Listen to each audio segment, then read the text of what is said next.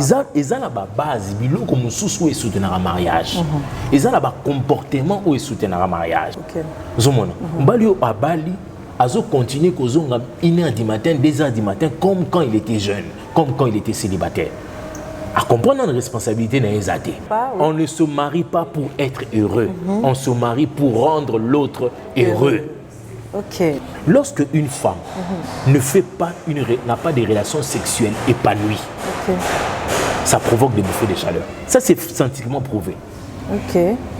Basimingi va développer un cancer du sein. L'une des raisons du cancer du sein, c'est parce que Basimba Rongomingité. Orgasme, même chez l'homme ou chez la femme, et qui a la même tension. Et ça remarque au Sali. Donc, quand il s'agit de quoi, les seulement dans la ville province à Kinshasa, que les jeunes bazo balana, bazo divorcé, bazo préféré que dépenser un bon belé après 6 mois, après 8 mois, divorce et côte, si ce n'est pas seulement ici à Kinshasa. Là où vous êtes là, vous avez un Makambouana.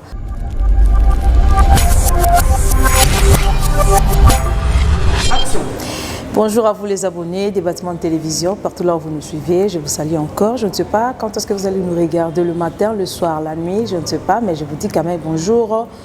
Bonsoir, je ne suis pas seule, j'ai mon invité ici, à qui on va essayer un peu de parler. Maramouligana Namboka, surtout Namboka, Bapa ici, Kabino, Baimoko, Bokenda, Bolanda Bisso. Et ça, les matins, tellement trop. Donc, mais un peu qu'on fasse réfléchir pourquoi ils ont salima, cause n'angouezani. À travers cette émission, on va essayer un peu de parler avec Maître Joe Baby qui est juste à côté de moi. Je suis sûre et certaine, vous autres déjà, c'est qu'on va parler sur quoi. Et Zanini Bolobi, tu vas parler pourquoi tant de mariage, tant de divorce. Batubazo Balay Belé, surtout les jeunes. Je me souviens, Joe Baby, qui n'a plus ce n'est pas seulement des jeunes qui divorcés. Et ça aussi, n'a pas mis colo, on a 20 ans de mariage, 40 ans de mariage, 30 ans, mais a préféré naïe à Kendi. Donc, pas si nous sommes supporters qui ont un coquin ou le sous-taqué. Pourquoi? Je ne sais pas. Maître Baby a remarqué un peu que expliquer. Aza, maître avocat, Aza encadreur de jeunes. Aza fait à Paris na paix. En expérience, nous avons 14 ans de mariage au Yazanango, na Kangé. 14 ans de mariage à Yazanango. Donc, on met un peu que ce meeting, c'est quoi au juste? Qu'est-ce qui se passe? Jeune, les années. Vous préférez dépenser plus de 300 000 $, 30 000 $, voire même plus. Mais après 6 mois de mariage, divorce. Après 1 année de mariage, divorce. Pourquoi tout ça? Donc, un peu que ce meeting, Maître Joe Baby, tout sur la terre. Bonjour, Maître. Bonjour, maman collègue. Comment vous allez? Oui, ça va. Ça va. Tous les cas, si j'ai la biseau. Oui. Tant de divorce, tant de mariage, tant de divorce, et tant que jeune. Panza, t'es qu'un peu toyé bezani. Ma collègue, si je les ai ma casse mingi. Parce que, comme je l'ai dit, de par mon expérience en tant qu'avocat, en tant qu'encadreur de jeunes et parrain d'Engolobi, nous avons constaté que le divorce parmi les jeunes est comme il est belé. Il y a quelques années, 10 ans, 15 ans, 20 ans en arrière, comme on a des jeunes qui divorcé, c'est qui m'ont passé.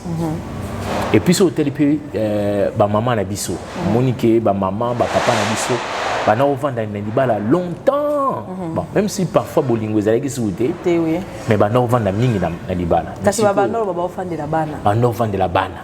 Si vous avez besoin souté. Apparemment, le problème, l'un des grands problèmes, c'est ça. C'est l'une des raisons. Il y a que mariage, ils ont duré souhaité. Parce que si vous moyen, il y avait un divorce, et comme il y a après 3 ans. 3 ans, 4 ans, 5 ans maximum. Parce que on commence à 50 ans. Pourquoi? Parce que l'une des raisons, c'est l'impréparation au mariage. Maman n'a biso, papa n'a biso, on a préparé un mariage. Il est ça déjà que libala, ils a boy, et que ndakaboy, ils ont raboy, mobala zala raboy, moi ça zala raboy. Mais si koyo, tu bazo bala par défi social. Pour la mouni, ça dit mariage des rêves. Ça dit mariage à Mati la cheval. Ça dit mariage na. Louer 6 portières au Bénin avec Christian. 6 portières, louer, ça dit la salle de fête, la salle de fête, comment dire, concurrence. On a la salle de fête, photo kolobati. Mais shooter, comment est belé à Kolobate. Mais quand vous regardez, vous posez la question, pourquoi vous vous mariez? Question principale, il y a un retour dans mon tour avant Bala. Pourquoi vous vous mariez? Ce n'est pas Moutou, moi qu'on s'est posé, il faut que Moutou poser. Mi poser, il y a poser question. Maman collègue, il y a poser question. Non, Bala Boani. Ok. Et là, on a des outils dans la balle. Au Bolingo, ce n'est pas suffisant. Ok. Parce que c'est le Baka Bolingo. Papa Joe. La linguier. On a un peu de bonne habileté. On a un peu de bonne habileté. Et ça suffisant. Ok. C'est vrai que l'amour est le ciment du mariage, mais l'amour seul ne soutient pas les mariages. Ok, expliquez-vous. Et ça la base, comme sous est soutenu le mariage. Et ça la comportement où est soutenu le mariage. Ce que ça la comportement na te, ça la base où on a été et que ça là que au monde on est bolingo et zo tiola, et zo kende. Parce que l'amour c'est un sentiment. Aujourd'hui ça peut être en feu, tout feu, tout flamme. Tu es fou amoureux, mais après 2 ans, 3 ans, mouton ozo moné quand tu mutu. Alors on est quand tu mutu. Oh, ton message est bon message. Bon message, le comment on est mutu. Bilo quoi moi dans la message satellite. C'est parce que on n'a pas préparé aux gens pour connaître responsabilité à moi si les années dans le mariage. Responsabilité à mon bali les années. Fonction mon bali les années dans le mariage. Bon maître, apparemment ce sont des femmes qui ont responsabilité là-bas, pas vous les hommes. Et justement, le problème peut maman, c'est que à la fois, la préparation ne concerne pas les femmes simplement ou la jeune fille. La préparation concerne aussi les hommes. Balio à Bali, Azo continue qu'Ozonga 1h du matin, 2h du matin, comme quand il était jeune, comme quand il était célibataire. À comprendre la responsabilité dans les athées. Il y a quand même la responsabilité en tant qu'époux, c'est de laisser l'argent le matin et de sortir, d'aller en boîte avec les amis. Week-end, il y a un routine à moi si. On va dans la balaté, mais le week-end, il y a un master. Tous les week-ends avec les masters. Quand est-ce que tu parles? C'est privilégié. C'est ça justement parce que les responsabilités ne sont pas connues. Quelle est ma responsabilité en tant qu'homme? Quelle est ma responsabilité en tant que femme? Quel est le rôle que je dois jouer à la maison? Pourquoi je me suis marié? Parce qu'il faut retenir le principe. On ne se marie pas pour être heureux. On se marie pour rendre heureux. Oh. Est-ce que c'est possible de répéter? On ne se marie pas pour être heureux. On se marie pour rendre l'autre heureux. Ok. Imaginez-vous que chaque tongo, moi si tongo l'amour qui est le but, aujourd'hui je veux faire quelque chose pour que mon mari soit heureux. Et que le mari aussi se réveille et se dit aujourd'hui je dois faire quelque chose pour que ma femme soit heureuse. Ok. Donc, heureux, heureux, ça bien, ça dit bombe, explosion, bonheur. Ok. Mon place bonheur est où ta? Ceux qui m'ont dit que moi aujourd'hui, na lamba ndengeni, na sala ndengeni, na lata ndengeni, na se comporter ndengeni pour que ma femme soit heureuse, pour que mon homme soit heureux. Maintenant, quand les deux réflexions, donc déjà ton oso penser nango, au moutou déjà à l'aise. Et ce que oui que ma pensée positive et ça que moutou a la paix bien. Oui par exemple, la deuxième cause. Basi mingi bazo souffrir la bouffée de chaleur. Comment ça? De bouffée de chaleur. Vous savez, le bouffée de chaleur se dit à quoi parfois? C'est ce que je veux savoir. Lorsque une femme n'a pas de relations sexuelles épanouies, ça provoque des bouffées de chaleur. Ça, c'est scientifiquement prouvé. Basi mingi bazo développer un cancer des seins. L'une des raisons des cancers des seins, c'est parce que basi barongo mingité. Oh. Yo, merde. Les abonnés du bâtiment. En tout cas, Bota la biso bien, Tina Souka pour Marombosa série. Et ça remarque au Sali. Donc, quand il s'agit de les seulement dans la province de Kinshasa, que Bajen Bazo Balana, Bazo Balana, Bazo divorcé, Bazo préféré que dépenser Bambong belé. Après 6 mois, après 8 mois, divorce et côte, ce n'est pas seulement ici à Kinshasa. Là où vous êtes là, Boza Pena Makambouana. Et ce n'est pas seulement aussi les Congolais, oh, Baouta, on a Kinshasa, Bakepoto, des bazo vivre en côté. Nabino, toi, on a même Makila, pour une besoin déjà un peu différent, mais toi, mec, un peu. Nabino, tu t'es vu à mourir, tu t'es vu à miner les bazarana, Badouana. Et ça a ressources, tu t'es vu à miner les bazarana, tu t'es vu à 6 mois après divorce. C'est pire. Le taux de divorce en Europe chez les Occidentaux est très élevé. Oui. Très élevé. Vous avez dans un pays local, la France, comme une loi, on va leur Pax. C'est-à-dire que toza so na besoin ko bala na te to ya to vanda to tala na bizaleli so to monique simbi to continuer vous avez ce qui tant na kinami ki pour te na constater que au moins na poto par exemple valeur va pesara moi si mwana mbwa oh quel homme et puis l'homme mon inversion m'a comme n'est pas c'est commis na poto zoa problème na mbwa na kishasa eza le roi aussi problème na mutu oza eleki okuiko na mutu moi si ba sakana raté na poto OK non cette inversion de valeur là mais j'étais en train de donner la deuxième raison pour laquelle taux de divorce est comme belé sexualité kosangana moi c'est mbali et puis na loba qui tout à l'heure que on remarque que les femmes qui ont peu de rapports sexuels développent le cancer de sein et développent le cancer de l'utérus. Tu comprends? Parce que au moins très souvent moi si oyo a sangana mingi na mbali na été a komaka très très anxieuse, très très colérique. Ah ils appellent à solo. Mais vanda sikona moi si oyo a balate a comme des gens de 40 ans, 45 ans, vous allez voir c'est une femme de fer, une femme dure. Pour une tendresse ça sera en sous mingité. OK. Vous avez ceux qui moi si à jouir. Permettez-moi, je veux être clair, clair pour toutes nos excuses vraiment. Lorsque la femme jouit régulièrement, lorsqu'elle atteint l'orgasme régulièrement. Orgasme même chez l'homme ou chez la femme, et qui t'a même tension artérielle et qui t'a OK. Et baissaka tension. Hormone et baissaka. La pulsion et baissaka. Après, normalement, après une relation sexuelle normale, où il y a une jouissance, au moins, il y a un sentiment où il y a et on a des bassins. Puis ça va beaucoup le pan. Eh, Zoa! Zona yo! Moi, je suis Zandoki. Ah, Zandoki! Ozondi Makaka. Moi, si à Bongo, si comme il y a Bongo, ceux qui a zali la vie sexuelle épanouie, ça le garde dans le mariage. Mais ce n'est pas aussi une garantie que nous avons dans le mariage. Ce n'est pas une garantie. Mais il y a cause une femme où qu'on ne touche pas. Il y a un dernièrement dans le bureau.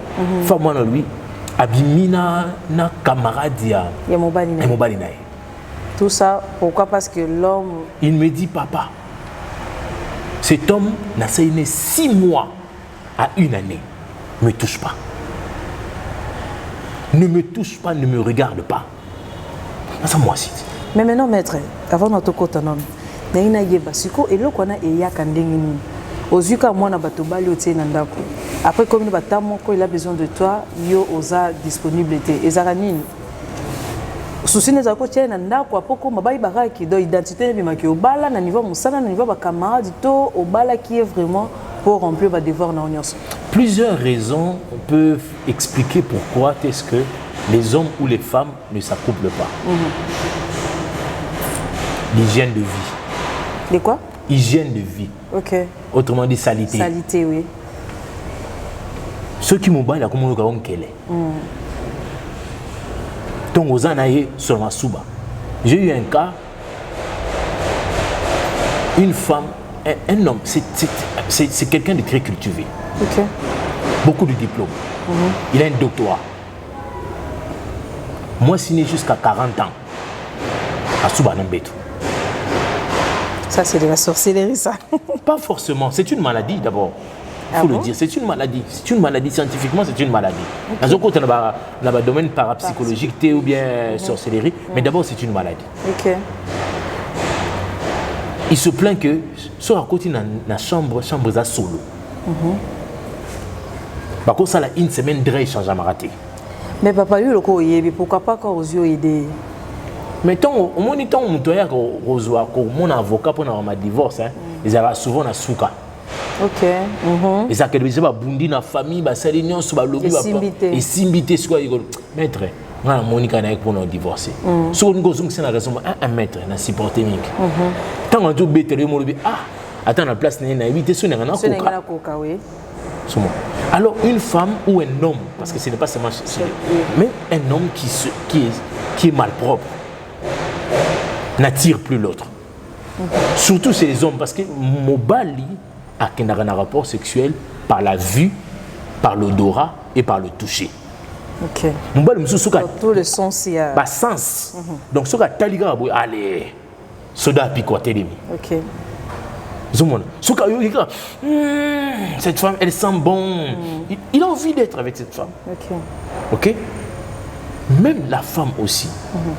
Ceux qui ont moins que mon bali nae aza solo. Solo ntaba.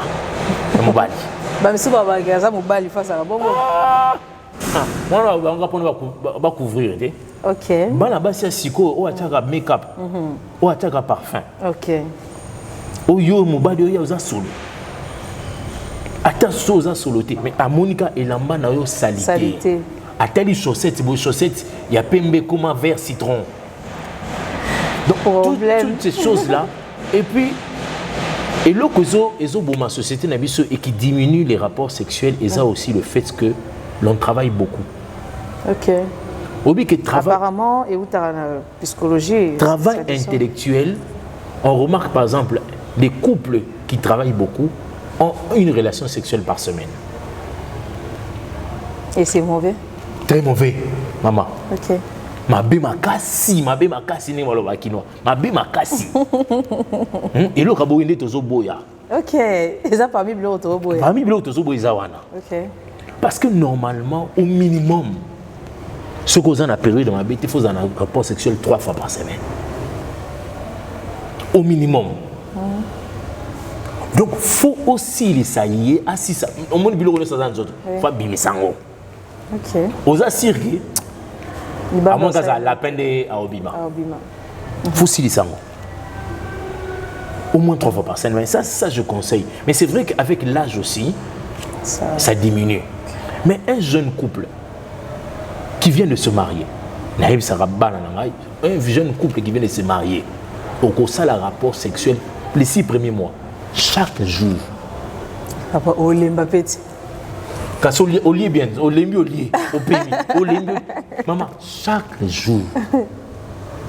Aux zones de bouton, aux autres, sur au chobala, sur au chobala, où est la cause noki mais ça se va comment par rapport à coutume na biso pe moni ba pesi mbonga libala yo moni muta sepeli nzoka la sa mutema lingelo mabul asali le mo eloko moko yango esala ke muta préféré na kota na libala zane na mois un mois 2 mois pour bon et ça très encourageant. OK. Et ça très encourageant. Moi j'encourage vraiment, j'exhorte que ceux qui au côté libala au jouir na libala na yo. Parce qu'imagine que au côté libala lelo au jouir zemi yera na malaise hein. Et belé 3 premiers mois na. On va l'état soukoli 10 fois aux autres solo. On va de ça c'est aux autres solo. Les 3 premiers mois là, il y a zemi ça que moi ça za suna posa à mobilité. OK. Donc yo bali lelo 3 mois après bazobo est là. Monde qui retient la difficulté. Alors, je disais, l'une des choses qui fait que la sexualité dans un mariage diminue, c'est aussi le poids du travail.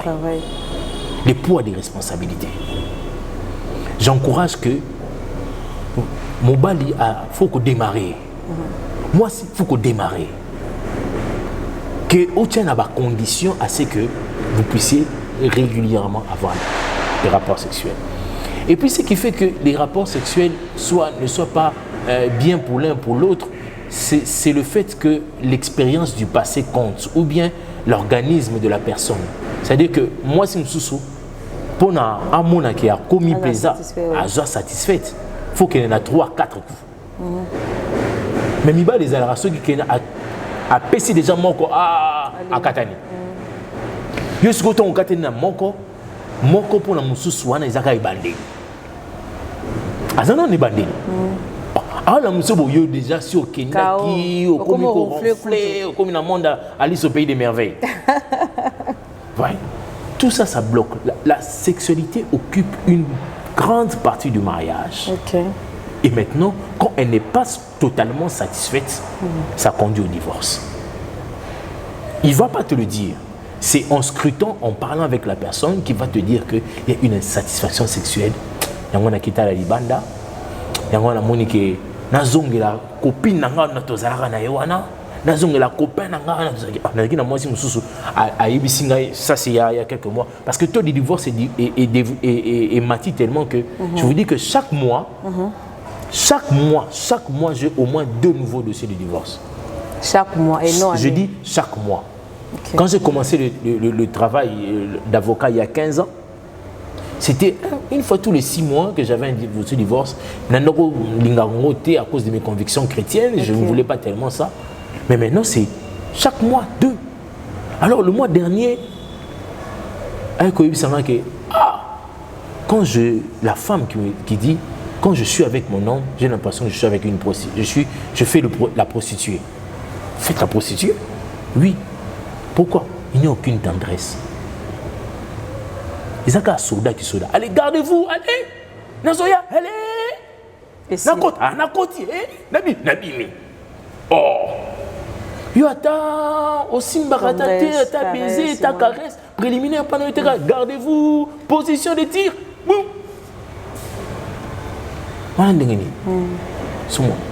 Tout ça, toute cette sexualité-là, ce manque de bonne sexualité, cette mauvaise gestion de sexualité entraîne au divorce.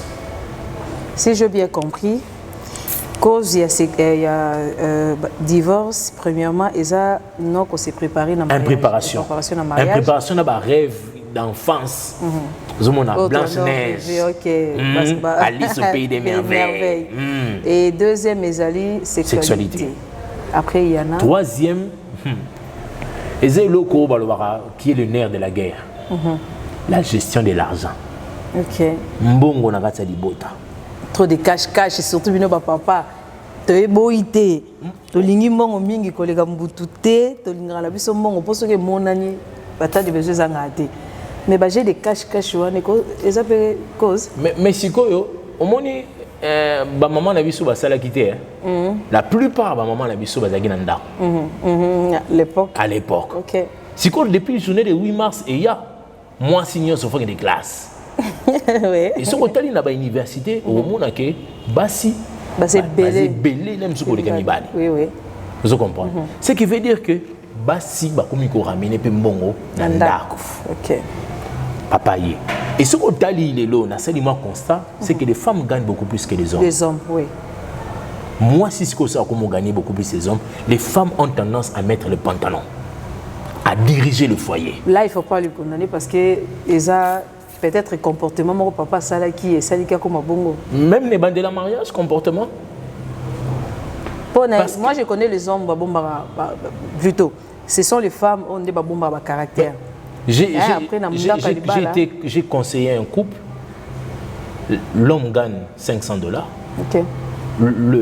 La femme gagne $2500. Elle gagnera $2500. Pratiquement 6 mois après, paf. Moi, c'est Azure Propulsion parce que parité, il fallait que les femmes viennent $2500. Mais maman, depuis moi, Suana, Azure Mbongo, a gagné un bon. Mais il faut un film. Parce que le but que Yembongo naïe, ils ont pour la famille naïe. OK. Maman n'a pas souffert pour naïe, il faut aller dans un bon naïe. Ce sont des cas de figure qui existent. Ma petit frère naïe va payer ça. Yo mobali charge nos années coller ça ndaku nayo. OK. C'est-à-dire que na $2500 ils ont maka. Même sous 200, 300, 400, $500 écoute en ndaku. Mon bali face à la nuance parce que à l'objet que on a définition c'est que yende mbaza mon bali face à la besoin. OK. Il existe des cas de figure aussi où c'est l'homme aza cache. Le quoi tous en la poche tout comme la poche misato. Donc à la que ça ose dans la poche de bosso, ose dans la poche de ciment à la que ça raté. Troisième c'est quoi?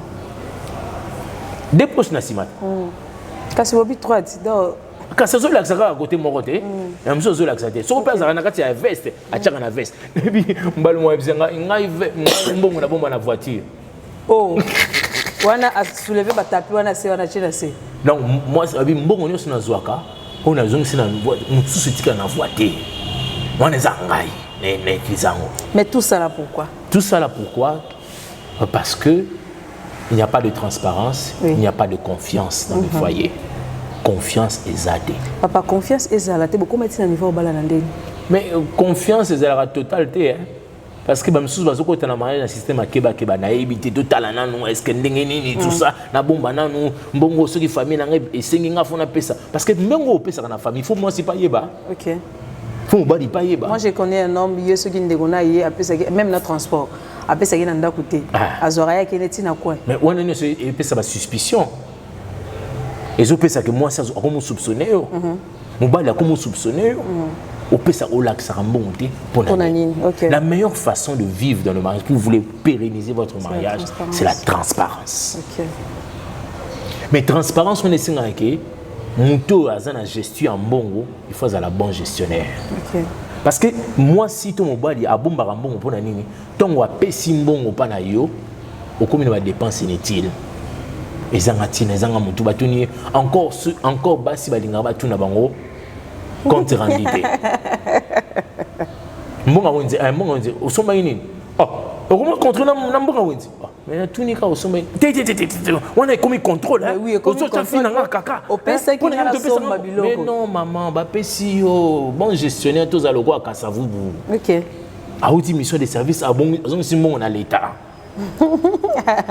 Maman, est-ce que yo zong sambonga na ndako? Donc yo mbongo nyos ba pesa ko rater. Eza nature na biso c'est normal. Zomona nyos wana sala ke mobali to mwasi a bon baza na poche secrète na ye. OK. La mauvaise gestion. Zomona le mauvais arrière-plan ba dépense connexe.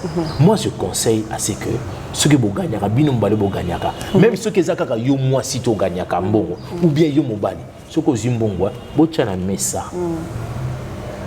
Na séparé na camarade na mon robot il le ko ba futa ke par carte bancaire ya simba ka taper ça à moi si ce qui mbongo ileki moi c'est yibike et côté 1500 côté 1500 to gérer pas calculer bandi parce que mbongo épargne faisant jamais ouais épargner boy to futi boy to zongsi boy famille et l'oni les angi na famille pam tata moi ça 5 ki boy les ki na 5 ki boy. Il y a un côté qui permettre la quatrième raison de divorce. Okay. Gestion des belles familles. Surtout bango. Au côté loin pour permettre de critiquer l'homme qui pour la nini bande quoi basi balinga basa bande ka bibali pour la nini tout na loin bona le monde de gestion de gestion à belle famille. Mais n'ingra combo na mingi belle famille. Et bimara bien na munoko. Ton beau-frère. Tout belle-sœur. C'est belle-sœur. Elexini, c'est le frère le plus beau. OK. C'est la sœur la plus belle. Beau-frère. Dans le monde, il y a l'équipe on a beauté. La beauté. Au côté des gens, il y a la conception que beau-père nanga, a plus beau que papa nanga. OK. Donc, il faut une idée que papa nanga, joyeux papa na yo, joyeux maman na yo. Ce qui le loue à ta maman no bakangi ndoki. Est-ce que le bango la mon kilomita? Au bon maman, oui. Au bon papa, oui. Pour les choses à suivre, bokilo na yo faut pendant mon kilomita. Bokilo na zandoki. Aïe, c'est une seule langue bana. Bokilo na zaboy. Maman bokilo na songi si bon boy. Zoa bokilo na yo de ko la tata to maman na yo. OK. Ce que tu es la place wana, pour régler le problème est belé. Mais tout le bel appel belle-sœur na beau-frère. Na beau-frère. Ce qui et problème est en belle-sœur à Kanisaka, mbonga ndekone nyonso. Moi c'est comme t'as dit. T'as dit à mon père Gérard.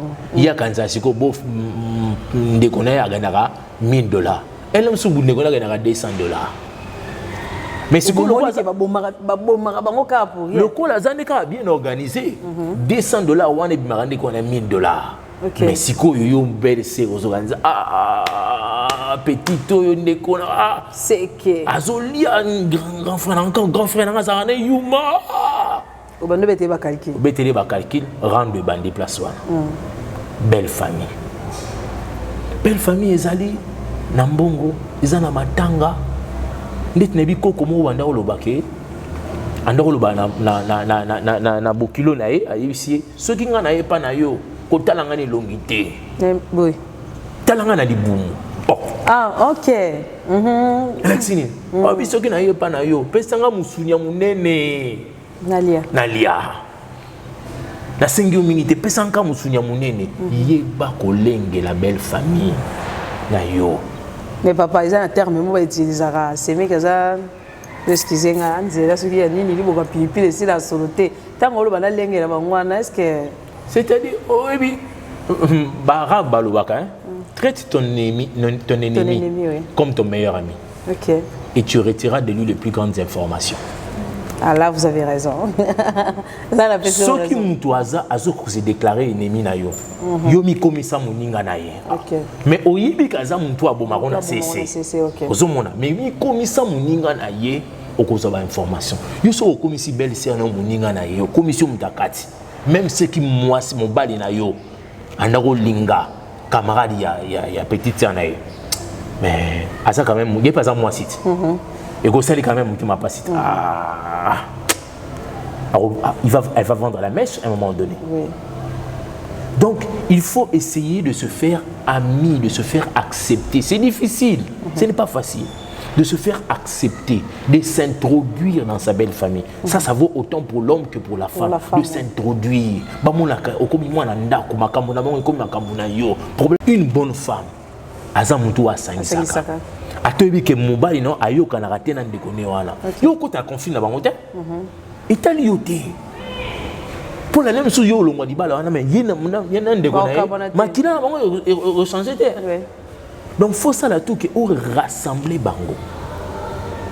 Gestion à belle famille, ba te belé ba les belé zo kufa puisque ingérence à belle famille za makasi. Papa yo kaka beaucoup plus de famille na ye. Ayo kaka bande ko na ye. Moi yo kaka beaucoup plus de famille na ye donc. Non kaki di Solomon pe a pasteur moko kutu. Il y a avant la décision, il faut que grande sœur na aya et puis à côté de la chambre na bango ba vandi na grande sœur abengani mwasi. Mwasi abimi na chambre. Ya ticket na grande sœur na. Na zimbongo boy. Toujours que ça boy voilà. So ba si na grande sœur na ton abimi grande sœur abimi bengi moi to lui boy grande sœur a lui tout ça la boy tout ça bon moi na mbongo wana to mona. Maintenant la femme a ça on étiquette to rideau nga kuna be étiquette rideau maman tu comprends biso ça c'est purement africain. Maintenant dans tout ça famille est un rôle nini ya ko jouer na kati église est un rôle nini ya ko jouer na kati société est un rôle nini ya jouer na kati. Pour qu'un couple soit heureux, il faut que le couple soit lui-même le centre d'ordonnancement. Okay. C'est-à-dire que le couple soit indépendant. Il y a ceux qui dans la Bible, l'homme quittera son père et sa mère, s'attachera à sa femme et les deux deviendront une seule chair. Faut l'ongwa na famille na ye, akangama na mwasi na ye, et puis on balba ko mutu moko. C'est-à-dire que la décision il y a foyer. Faut jamais ezomara banda. Ba décision foyer za moi c'est non bal. Ceux qui ont un couple non et dirait et que bon qu'il y a divorce c'était. Il faut qu'on ait temps ya ko solana moi si na mobali na yo. Dialogue. OK. Le manque de dialogue cause beaucoup de divorces.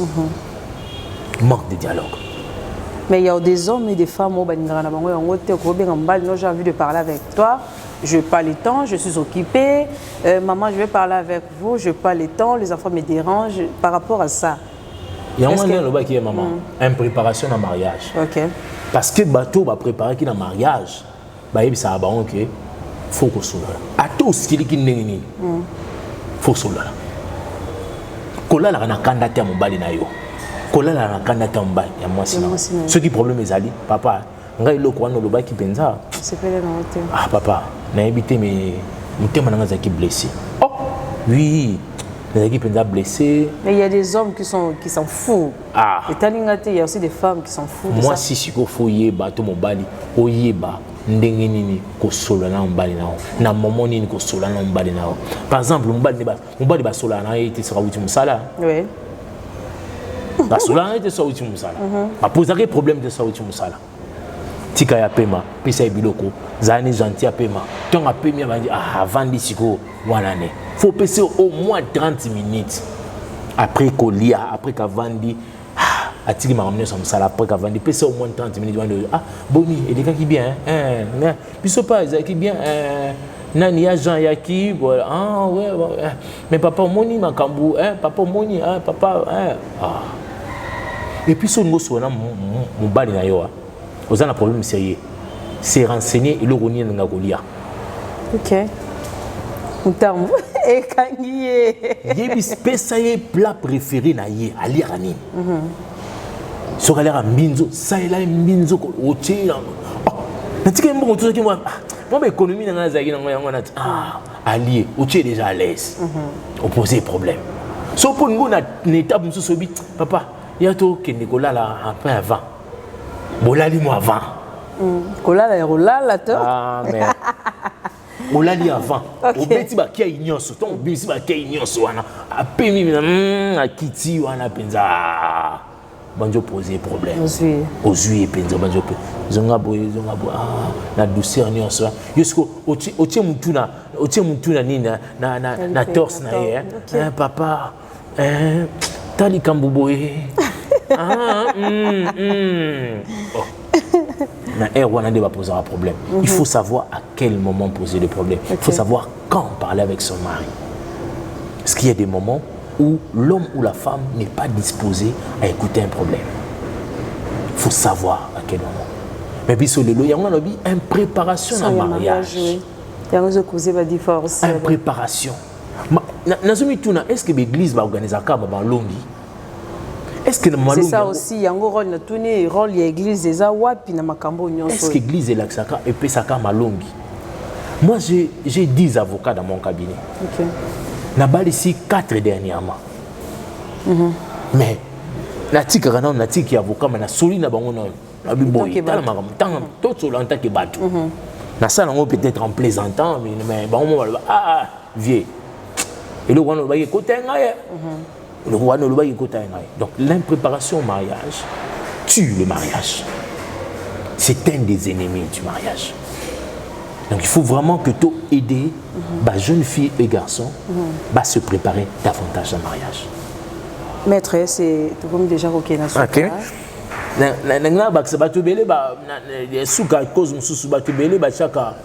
Parmi les causes de infidélité. Il y a côté moi si tu côté parce que plupart nous les Africains, pourquoi infidélité à moi c'est ça beaucoup plus à être touché qu'il y a mobile. Et ça quand bisoté africain. Au fait, et ça la nature. Mais la mindele c'est normal. Psycho peut-être le col là comico to comico qui n'est kimboa. On est entré, on a tendance à faire les choses comme les animaux. Mais même sur aucune culture penza ya mindele, on constater que la femme a toujours été la gardienne de la société. La gardienne du foyer. Okay. C'est elle la gardienne des valeurs. Parce que l'éducation sur le niveau qui dit qu'une femme, il dit qu'une nation. Éducation sur les valeurs sur la société, ils sont gardés par la femme. Ok? Donc si moi si valeur wana à baby siango, il y a parfois on est même dans la Bible, hein, ce que monique infidélité à moi c'est qui traité beaucoup plus durement chez les Juifs qu'un mobile. Beaucoup plus durement parce qu'on considère que la femme c'est elle la gardienne. Mais ils ont raison, c'est vrai. Mais on constate que l'infidélité en soi est cause de divorce minité qui va cause de ça. Mais papa Djobé. Les gens ont tendance, les gens qui s'aiment, les maris qui sont restés ensemble, les maris qui sont restés ensemble ont tendance à pardonner. L'infidélité de l'un comme de l'autre, de couvrir ça. Mon bal me suspect à que moi si n'est abimé na mutuboyoke abetion pekara mais infidélité comme un cas grave c'est comme un caractère injurieux n'est code de la famille le caractère injurieux moi si à comme mana na petit frère ya mobali na meilleur ami ya mobali na elle le fait au vu au-dessus de tout le monde. Beaucoup plus qu'à Mobali parce que c'est tous les deux côtés. Moi, Mobali a comme un meilleur ami à moi. Moi, je connais un homme. À Tchépezemi. À l'objet n'a pas pour prouver nos bimana camarades. À Tchépezemi à ce moment-là. Quand c'est un caractère injurieux, quand ça devient public, l'homme ou la femme a des difficultés à pardonner parce qu'il a son honneur à préserver. Oui. son honneur préservé. Sur au scrutin, le couple belé, il y a eu beaucoup d'infidélités dans le couple, mais qui sont gardées secrets. Ok. Mais et comment c'est dangereux, ceux qui sont commis public, et commis un caractère humiliant. Moi-même, dans la Bible, je vais exemple, il y a Absalom. À comment les concubines de David, et il couchait avec eux sur les toits des maisons, au vu aussi de tout le monde. Ma collaborateur à David m'a dit on pouvait accepter certaines choses, même à Camboire, jusqu'à ce point-là. Quand l'infidélité revêt un caractère injurieux, humiliant, ça pousse au mariage. Je n'encourage pas l'infidélité, mais ça peut arriver. Et j'encourage à ce que quand ça arrive, de régler cela. Mais ça, parmi ma cause où il me mais ce ça les mines, le but trop c'est trop, je n'arrive plus à supporter, il y a pas moyen que je reste. Justement, caractère injurieux en Wanat. Justement, caractère injurieux en Wanat. Baby ko bimagina moi si boye. Alimisagio, le col alimisaki ngai comme faiblesse. Le komi penda champion. Yo komi penda fille jeune fille ça venir ba yeba yo tata wana bimagana ba jeune fille est venue. Oh ben caleçon pété Christian. Caleçon pété. Tu comprends tout ça quand ça arrive vraiment un caractère injurieux, ça amène beaucoup le divorce. OK. Voilà, il y a un peu élément parmi les causes du divorce. L'infidélité en est une des causes. Mais non, c'est déjà la fin. Juste un conseil pour nos abonnés sur le bâtiment de télévision, au Bazolandayo, Libanda ya Kin, la Poto, na Kinshasa. Juste conseil, étant que maître avocat, étant que parent, étant que encadré de jeunes, Parina déjà. Conseil Ezamoko, mariage est une institution de Dieu. Ok. Mariage est à passi, mais à elengi. Oh, il y a un demi-paradis sur terre. Demi-paradis sur terre. Ils elengi. Ça là, fort. Place aux gens de faiblesse, réparer ma faiblesse pour que vous battez les balles. Je n'encourage pas le divorce. Je vous convie au salaire nécessaire. À cause de énumérer gestion et mauvaise sexualité, mauvais traitement de la belle famille, infidélité, impréparation à mariage, ce qui est à côté et qui permettre à que le mariage est à la sauvegarde. Mais ce qu'on a cas déjà peut que vous divorcer, en tout cas, réfléchir à 2 fois avant le divorce. Merci. Merci beaucoup, Maître Jobébi, d'avoir accepté notre invitation. Merci aussi à vous qui nous suivez partout. C'est déjà la fin de notre émission. Et l'horreur de l'obésalité, Maître Apesi Conseil Naïngaï, Nazang Sarate Kolbaraka, tous à la mature. Parce que les balles, ce n'est pas donné à tout le monde. Aux yeux chance, il y a Kobala. Aux yeux chance, il y a 30 000 $ dans la poche pour que au CP Sabatou pour que honorer famille na belle famille na yo topé mwasi na yo yo kila mbongo no na mawa ay bo fanda kan mettre le bina nga minité parce que maître tellement zana kati il a tout dit. Merci beaucoup na Christian Biamoko parce que juste derrière ces caméras.